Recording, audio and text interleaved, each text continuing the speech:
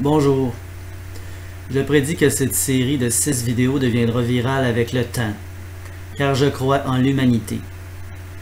Attention, vous êtes avertis, si votre but en regardant cette vidéo est d'avoir un punch ou une joke dans les 30 prochaines secondes pour vous faire rire ou pour vous divertir, vous êtes mieux de cliquer sur ma vidéo « Mon chat capote ». J'adore l'humour, mais les sujets de ma série profondément virale sont beaucoup plus profonds que ça. Il s'agit en fait des vraies affaires, de ces souffrances qu'on vit en tant qu'être humain, mais que même les médias traditionnels que sont la radio et la télévision ne veulent pas couvrir. Depuis le 15 novembre, j'ai offert la chance et la possibilité inouïe à tous les réseaux de télévision principaux de faire une entrevue ou un documentaire avec moi, le but étant de faire passer mes messages de la plus haute importance. Aucun réseau n'est intéressé. Lorsque ma série profondément virale deviendra virale, je ne serai peut-être plus de ce monde, mais j'aurai réalisé ma mission avant de partir. J'ai piqué votre curiosité? Je vais terminer cette première vidéo avec un punch.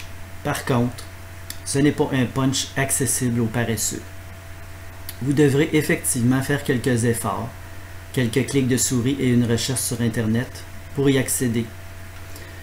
Mon punch, c'est de vous faire comprendre qu'il faut suivre l'exemple de la nature. De vous faire réaliser que seul, on ne peut rien faire contre le mal qui afflige notre terre.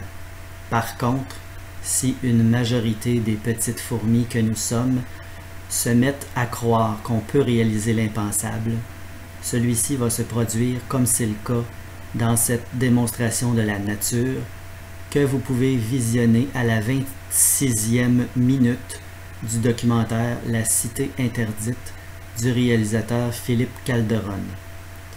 Aujourd'hui, on est le 9 décembre. Profondément viral 2 à 6 ont été tournés en catastrophe à la dernière minute le 2 décembre dernier. Ça m'a pris une semaine avant de pouvoir récupérer mon fichier vidéo afin de le séparer et de le rendre disponible sur Internet. Entre-temps, j'ai rappelé les télévisions et le Centre communautaire des gays et lesbiennes de Montréal pour tenter d'organiser un documentaire ou une entrevue et la réponse était encore non. Je voulais passer mes messages par la télévision pour tenter d'atteindre le plus de monde possible et le plus rapidement possible pour tenter de sauver ma vie. Dans le refus de celle-ci de m'aider, je me vois dans l'obligation de passer par Internet. L'enregistrement du 2 décembre s'est fait en catastrophe à la dernière minute car par erreur j'avais envoyé mon discours intégral à 3 journalistes. J'avais donc peur pour ma vie.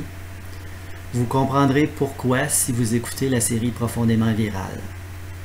Les gens à qui j'ai parlé pour leur offrir la possibilité d'une entrevue n'ont rien compris.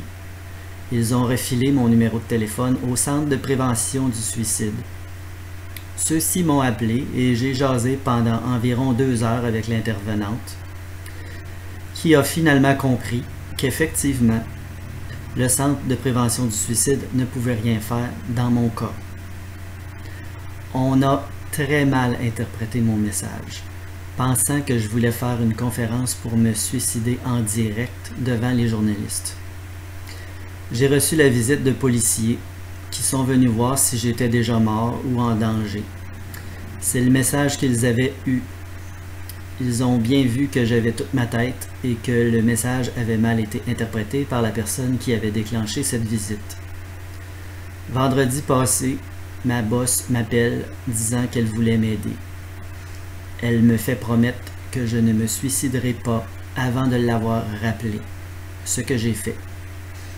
Je reçois la même journée un coup de téléphone du programme d'aide aux employés et la personne qui me parle ne m'écoute pas. Elle ne me comprend pas non plus. Elle parle à mon conjoint et lui demande ce qu'il pense qui va arriver si je retourne travailler dans les mêmes conditions. Il doit lui répéter ce que je lui ai déjà dit et lui confirmer que j'ai toute ma tête.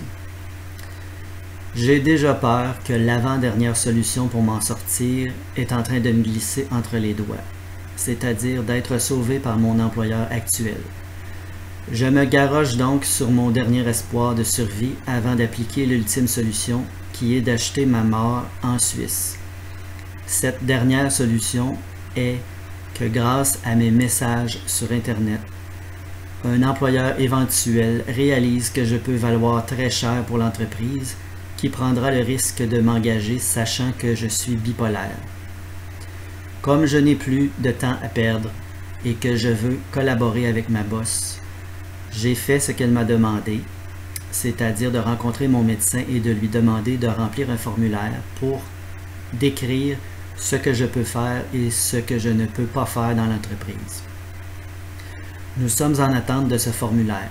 J'ai rencontré mon médecin le 6 décembre, mais il ne voit qu'un patient en phase de manie. C'est normal puisque j'ai déjà eu des phases d'hypomanie auparavant. Je lui ai dit que par contre, cette fois, il y avait une nouvelle donnée. C'est la première fois de ma vie où je n'ai plus la pression que je subissais en gardant tout ça en dedans. Ça pourrait donc expliquer le fait que je pète le feu depuis que j'ai tout avoué à ma boss. C'est sûr que je parlais vite, ce qui est considéré comme un symptôme d'hypomanie. Je lui ai dit que je parlais vite car je savais que le temps était limité pour ma visite et que je voulais avoir le temps de tout lui dire les choses les plus importantes. Je focus donc maintenant sur l'éventuel employeur qui pourrait entendre mon message. Et comme les portes de la télévision me sont fermées, il ne me reste qu'Internet comme possibilité. Donc, bon visionnement et surtout, bonne réflexion.